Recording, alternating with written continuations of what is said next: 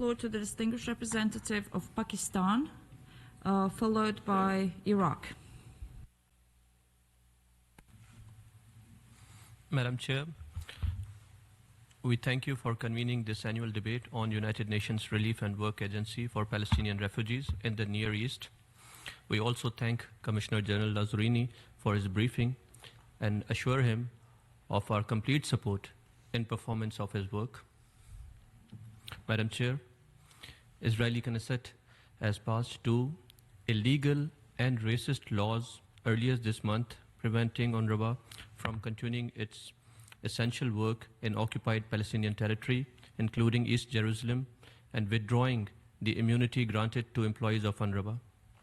The Israelis have desecrated the mandate given to UNRWA by the United Nations General Assembly, and by extension, the United Nations and the will of the international community. The Israeli regime has even declared the head of this organization, the Secretary General, as persona non grata.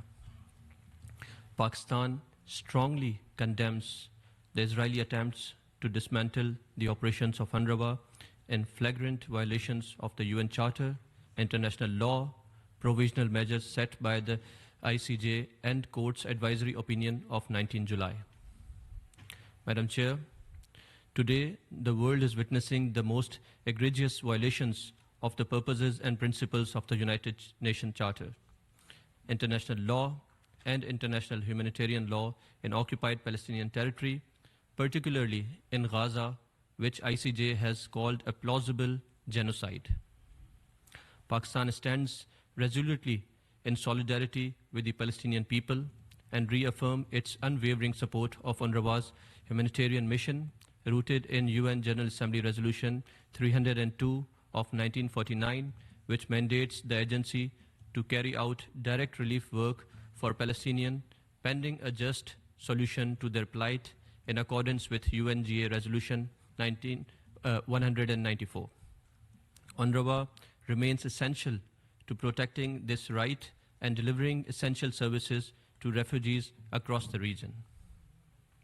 Madam Chair, today, millions of Palestinians fear that the public services on which their lives depend will soon disappear.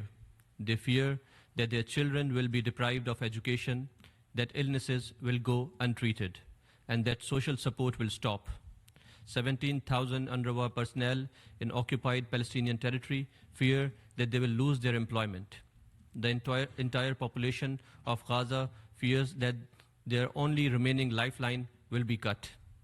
Without the intervention by member states, UNRWA will collapse, plunging millions of Palestinians into chaos. We have to answer the call of the Palestinian people. We must take concrete actions to uphold the UN Charter and international legality, or risk a collapse of the world order built on the foundations of UN Charter. At this critical juncture, Pakistan proposes the following urgent actions. 1. We must ensure complete, durable, and unconditional ceasefire. Israel must also halt its wanton violence in the West Bank. 2. The demonization and delegitimization of UNRWA must be halted. And we must take concrete actions to ensure that UNRWA remains operational and carries out its humanitarian work in accordance with its mandate. 3. All member states must reaffirm their commitment to UNRWA by providing political, financial, and operational support. Sustaining and expanding UNRWA's operations is crucial to countering the detrimental effects of Israeli inhuman actions. Madam Chair, Pakistan in the end reiterates its steadfast support for the Palestinian people and their inalienable right to self-determination.